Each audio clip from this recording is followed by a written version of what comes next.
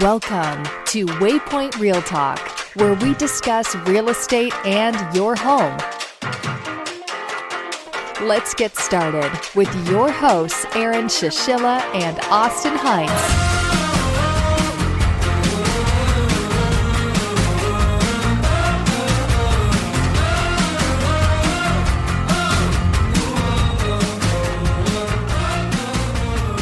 Hello, everyone, and welcome to Waypoint Real Talk. Today, we have an awesome podcast talking about how one person has grown his business online, and that is Reuben Saltzman from Structured Tech Home Inspections. Welcome, Reuben.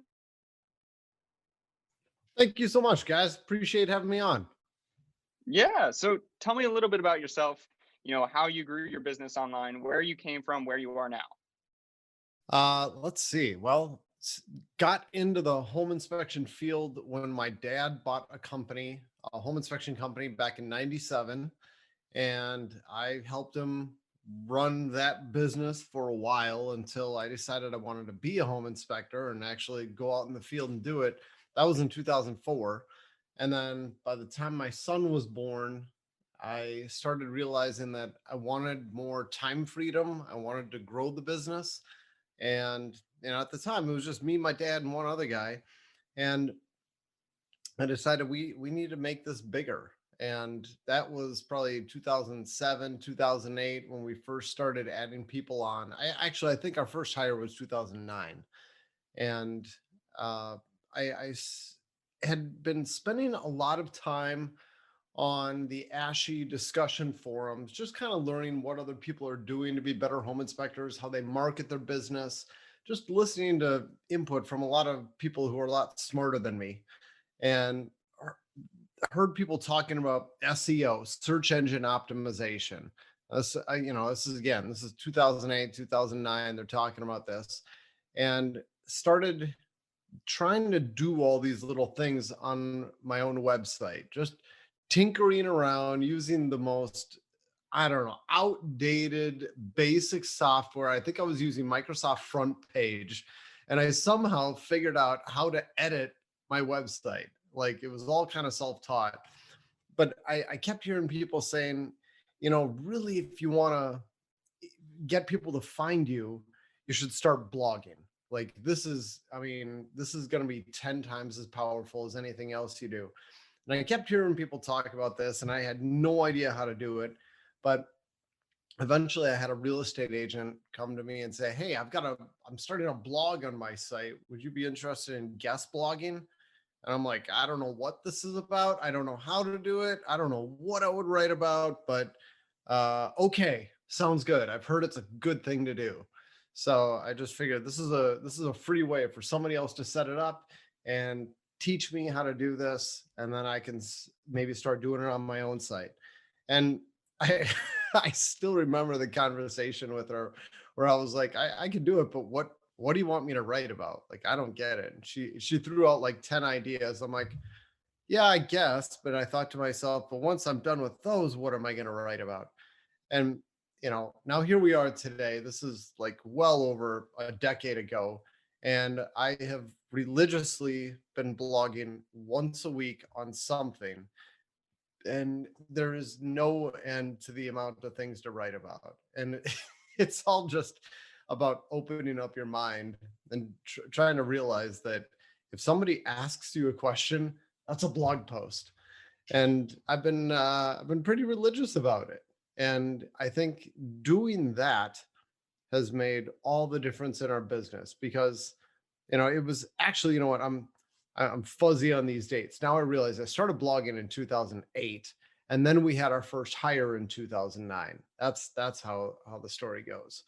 And today we have grown to become a much larger company. I think we've got somewhere in the neighborhood of 20 home inspectors on our team now. And then, of course, the support staff to help run all of that, administration and phone calls and radon and sewer and chimney and all that other fun stuff. So it's a much larger organization, and we really have done very little to promote ourselves, going out and making sales calls and things like that. It's just we have never even had a growth division here at Structure Tech. it has just been pretty much natural growth and people finding us online. So, all right, that was the most long-winded answer you've probably ever had on your podcast. I'm sorry, I just went off on you. No, it was beautiful. I loved it. So, can you tell me a little bit about starting in 2008? You mentioned you didn't even know what you're blogging about. Oh, What everyone talks about blogging, especially being one of those things like you need to do it for the long term. You need to stay invested with it. mm-hmm. So, what kept you obviously, or I'm assuming you didn't see great success, within like the first like 3 months of it, even. So, what kept you going on it? Why did you continue going? Yeah, that's a great point. That's something I had heard from the guys who were talking about this, saying that you're not going to get immediate results. You're in it for the long haul. This is farming. It's not like you're going to write a blog post and then somebody's going to read your blog post and go, "Oh, this is incredible. I'm going to hire this home inspector," and then they're going to call you up. No, no. This is about Google realizing that your site has content, and over a period of time, I mean, months, even years, Google starts ranking your site higher and higher and realizing that it's more likely that people are, when they come to your site, they're going to find what they're looking for. And over time, they start increasing your rankings. But I mean, this can take years for it to happen.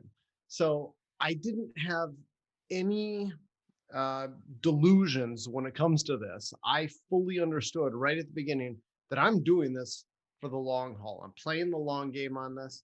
I'm going to write about specific topics. Well, actually, originally I didn't. In the beginning, I thought I'm going to write to the most broad audience I can. What is a home inspection? What's the difference between a home inspection and an appraisal? Just really generic topics like that. And I started reading more about this and started realizing that that's not how to get readers. Nobody cares about any of that stuff. If you want to attract people, write to a very specific audience. It's I mean, one of the most popular blog posts I've written to date was something I wrote, gosh, maybe 10 years ago now. And it was on improperly installed dishwasher drains. I mean, how specific is that? How boring is that? Who cares? Who would ever read about this? But it makes up just a ridiculous section of that pie. I mean, if you've got a pie broken into 100 pieces, I think 3 of those pieces are on that one specific topic. It's insane. So get really specific, cater to a very specific audience. I've heard, I don't remember what book talked about this, but they talked about the bloody middle, where don't try to be everything to everybody. Focus on one extreme and cater to those people. So our focus has been on people who really want to understand something and trying to take a deep dive into that topic. And it's fine that you know uh 95% of people who come to our website won't be interested in this one topic, but for the people who are looking for it, it's like, I'm the authority on dishwasher drains, baby. I no, no, I don't really believe that, but it does rank pretty highly, and it's finding more and more of those things where you can own a very small piece of a market, but own it entirely. Reuben, I think what we're going to have to do is make a little nameplate and ship it to you that says authority of dishwasher drains.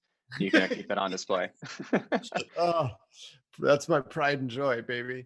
There you go. I wanted to touch on something. It was a really good point that you made that, you write one blog post, right? People coming on your website, they're most likely not going to say, hey, because of this one blog post, I'm choosing to work with this company. It's kind of like the snowball effect where it just adds more, whether it's authority to your brand or expertise or knowledge from what they're already seeing out there. But the flip side of this is I come across a lot of websites where their last blog post was from like 2015. And as a Mm. potential consumer, when I see that, that then throws a red flag in my mind of, well, is this company still in business? Are they actively practicing if they haven't been keeping things up to date for over 6 years, right? So what would you say to, let's say, a company, whether it's a home inspection company or a real estate agent, that they tried this in the past, maybe 4 or 5 years ago, they put a few posts out there and they just stopped. And now they want to Yeah. get back into it. Do you think they should just pick back up from where they left off? Should they refresh those old posts and repost them? What would be your advice in that scenario? Boy, I don't know what the best answer would be. Now, I can tell you if it were me. Now, don't I've never done this before, so I don't know if this is good advice or not. I'm just telling you what I would do if it were my own site and I had done like a dozen posts 5 years ago. I would surely remove all of those, and then I would turn them into draft mode so that nobody can see them, but they're not deleted, and then I would republish them. You can, I mean, if you're on a WordPress site, and if I'm going over your head here, I mean, if you know what WordPress is, great. But for anybody who doesn't know what WordPress is, I think about 25% of all websites in the world are run on WordPress. Well, you guys probably know this better. What is it? Is it 50%? How many sites use WordPress? I'm pretty sure it's over 50%, but Wow. that's just the CMS system. That's not actually like WordPress.com. Oh my goodness. So yeah, I'm using outdated numbers. But yeah, WordPress is huge, and it's a way to create your website, and you can have a blog on there. It's a very popular blogging platform, and they let you basically just leave the blog post exactly as is, but you can update the publishing date.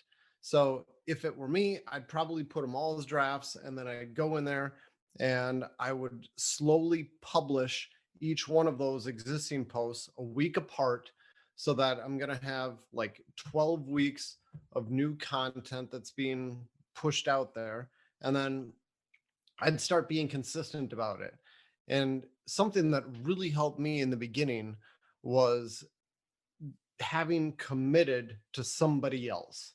It's like I told Charlene, yeah, I will do these blog posts on your website and I will have one ready to go every week.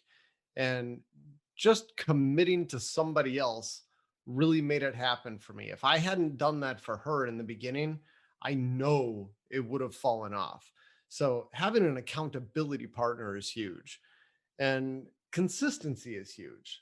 That I don't know what it takes to develop consistency. I mean, it's almost like if you're going to do this, go out and get yourself a few self-help books on being consistent and doing the same thing over and over again. I could recommend probably half a dozen of them, because I've read a lot of these, as every one of them helps me, and every one I learned something from. So it's almost like start at the basics, make sure that you're going to do it, and then start doing it.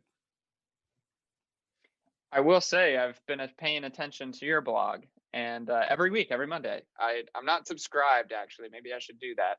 But every week, every Monday, I go in there and I see what you post, because I love to hear what you have to say, especially some of your viewpoints on different home inspection topics. But recently, you had the one on your different books, Oh yeah, right? thanks. So yeah, yeah. So I find it cool that you not only just stick with home inspection information, right? But you've gone off in this path now to where you're also talking about books. And even though it's not home inspection related, I'm still interested in it, because for whatever reason, like you post blogs for so long. Now it's like, I want to hear what Reuben has to say about this stuff. I know that he's going to bring something good to the table. And some of your books that you've actually recommended, I've read myself. So thank you for that. I appreciate it. Thank you. Thank Yeah, yeah. But going into that and talking actually specifically about how you've guest blogged for other real estate agents, we have real estate agents that come on and maybe they do a guest blog with us, maybe they do a podcast with us. What told you like it's okay to do a guest blog every week for somebody else? Why would somebody want to do that or work with somebody in that way? you. I'm not totally following the question. I'm sorry. Are you saying about having other people guest blog on my site? Either or, why would anybody want to jump into guest blogging?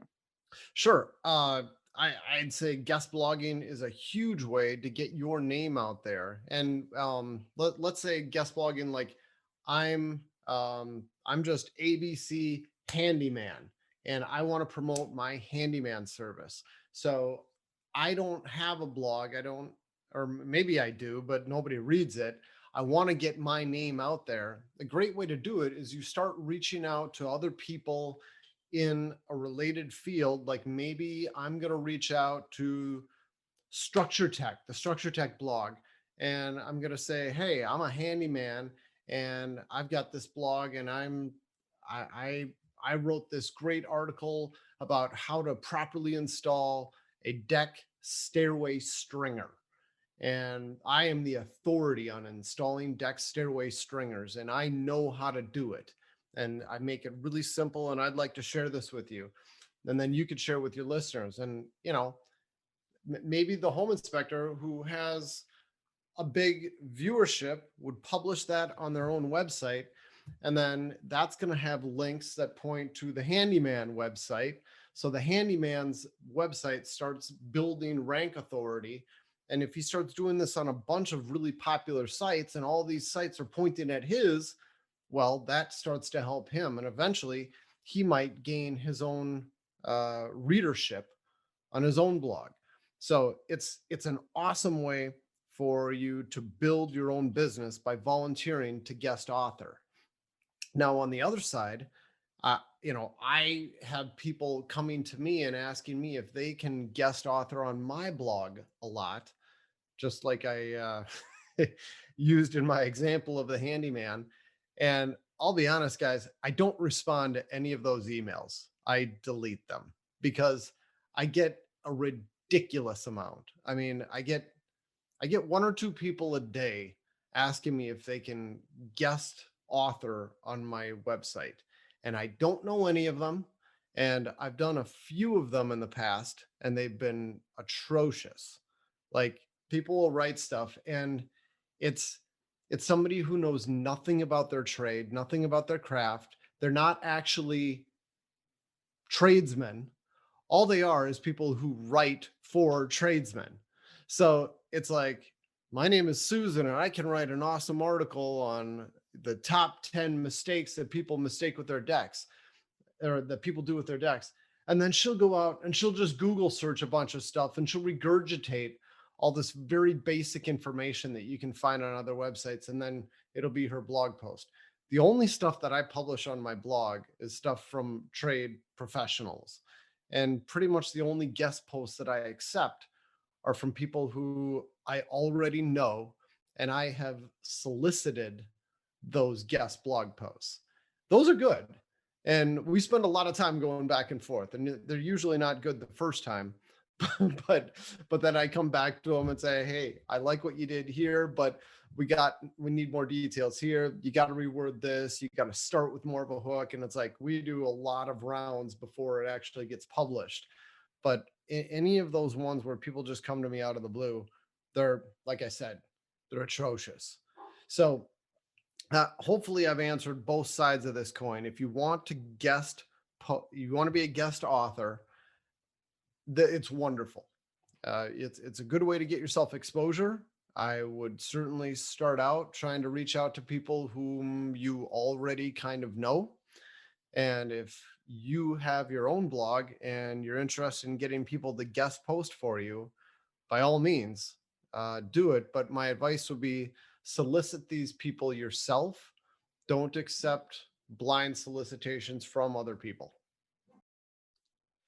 I think one of the key things that you mentioned there too was when you're writing these blog posts, any kind of content that you're putting online, make sure it's something, or I guess what's the terminology I'm looking for? First person or first hand information.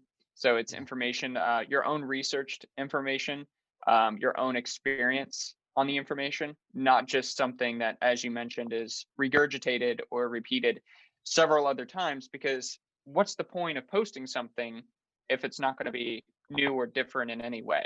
Right? Yes. Yes. Nobody's going to care. There's no faster way to lose your audience than to just regurgitate something you can find somewhere else.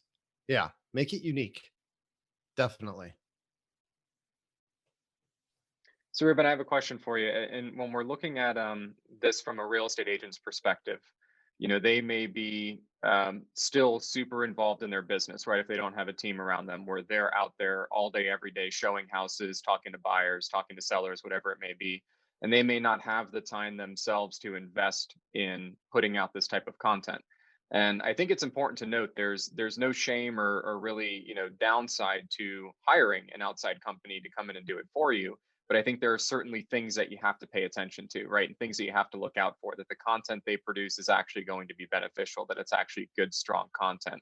What would you recommend if I'm a real estate agent that I just don't have the time to do this myself, but I know that I need to start doing something because it's going to help me in the long run? Do you have any specific recommendations you would make to me on what I should look for and who I would bring on to help with that? I have never hired somebody outside to help me with any of this, so I have no insight to share with you there. I would be talking out of the air.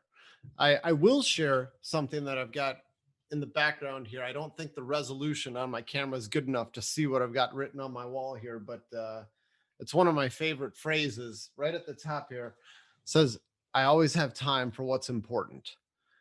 And the point here is that everybody has the same amount of time in the day. We just have different priorities. And I've heard so many home inspectors say, I don't have time to blog. I don't know where you find the time. And it's like, I don't find time. I don't have any more time than you do. I make time. I have decided that this is one of the most important things that I can do to move the needle in my business. And it comes first. I block off time in my calendar blogging. And it's not like I spend hours and hours on this every week. You could spend 1 to 2 hours a week and you can crank out content. It doesn't have to be a 4,000 word blog post. So it's a matter of deciding that this is important. This is going to move the needle more than anything else that you do, and commit to doing it. I was going to say that was my takeaway is mentioning that you've never had to bring another company on to help you with it because you've always made it a priority yourself. So my takeaway from that was wake up a little bit earlier and just get it done, right? Especially if it's something that you're afraid of doing or you're not sure, if you can take it on, make that the first thing you do in the day. That way you get it out of the way and you get the ball rolling. That's concise. Yes. Thank you. So shifting a little bit, you also have two other things going on, and I think you might have one more. But you mentioned too that you're doing podcasting, or actually, as I'm seeing that on your website. So the podcasting, I want to get in about that because it seems like a lot of agents, they want to get into social media, podcasting, TikTok, all that good stuff. So I'd like to hear about your experience with podcasting, and then let's talk about social media last. Sure.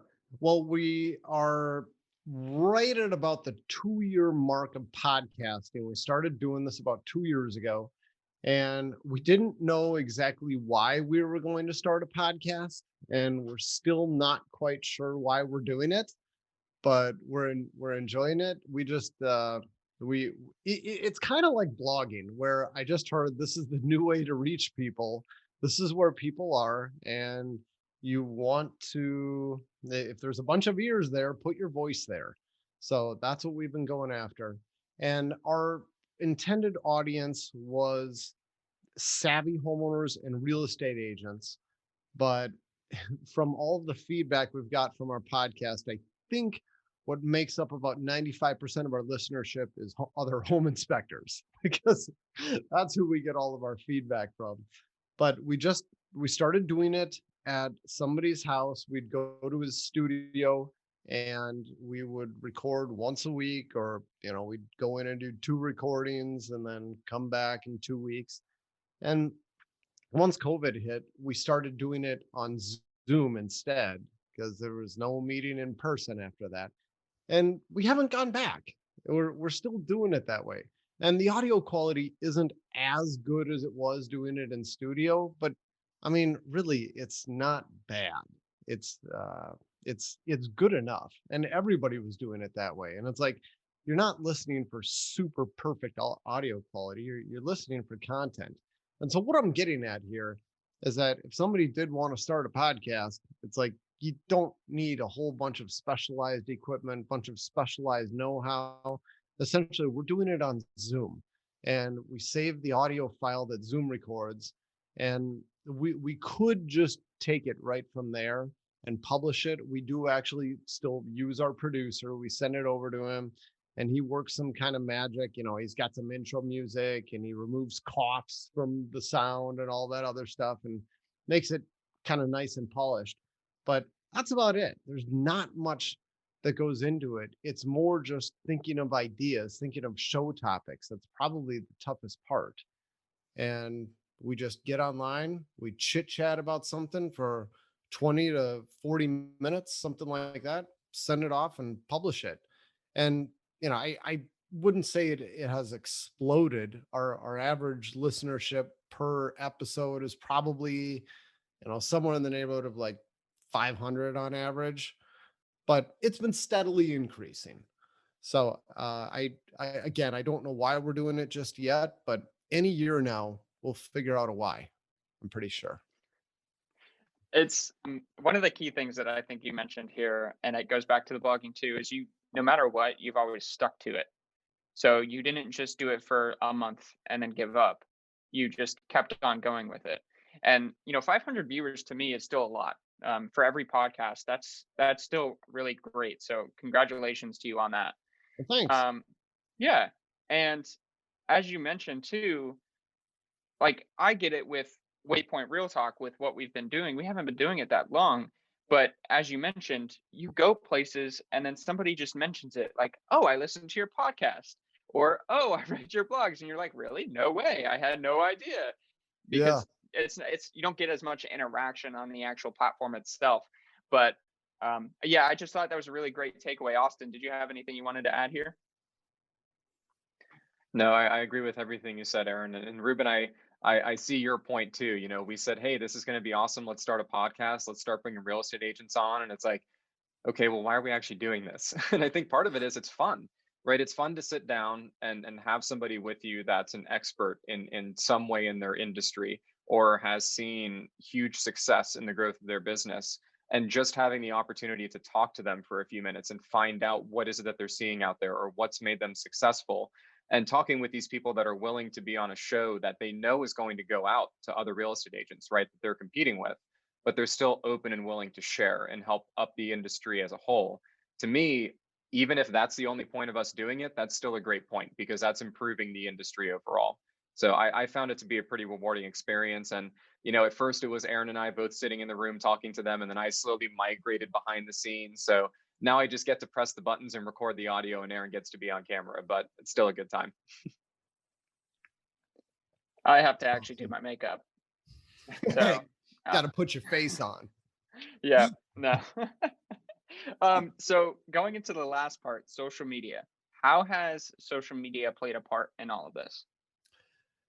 I'd say the blog is kind of it's at the center of all of this, but social media has definitely helped to drive traffic to the blog. And I'd say that'd be our Facebook page. At some point, we just started doing a photo of the day back when I didn't quite understand what Facebook was or how it worked. I just sort of, hey, there's people on here. It's a place where you got eyeballs, so put some stuff there. And we just started sharing a crazy home inspection photo every day. And that's about all we do. But it's really helped with getting people to visit us, be fans, and we're not sharing anything promotional on there. It's not like, hey, go structure tech, or hey, call us today, we have openings. It's nothing like that. It's just, here's something entertaining or here's something educational.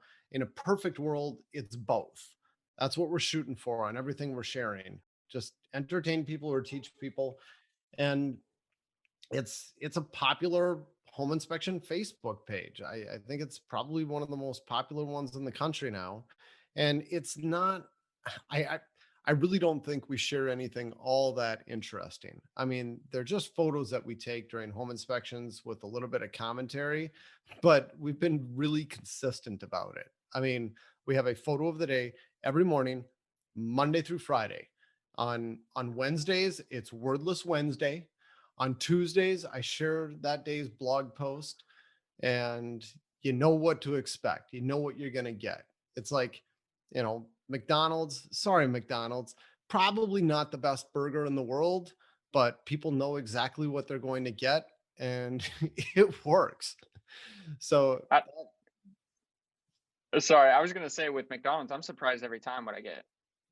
Sometimes it's just one pickle, sometimes it's messy bun, but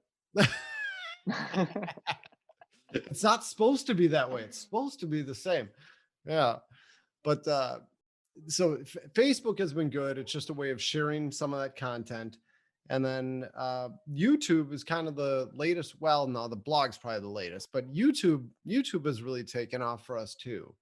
And it started out, I was using YouTube just as a platform to be able to take videos during home inspections and then share a video of something that didn't come across very well in an inspection report as a picture.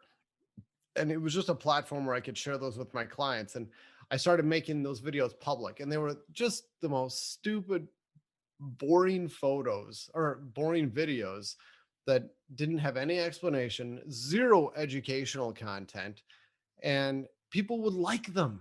I mean, one of them was like, it was a wobbly ceiling fan. It's 5 seconds long. And you guys, it's got tens of thousands of views. I have no idea why. I don't know who looks for this stuff, but we started realizing like, hey, people like this stupid stuff. And we kind of quit using YouTube to share that stupid stuff. We started getting more intentional about it and trying to actually share useful content.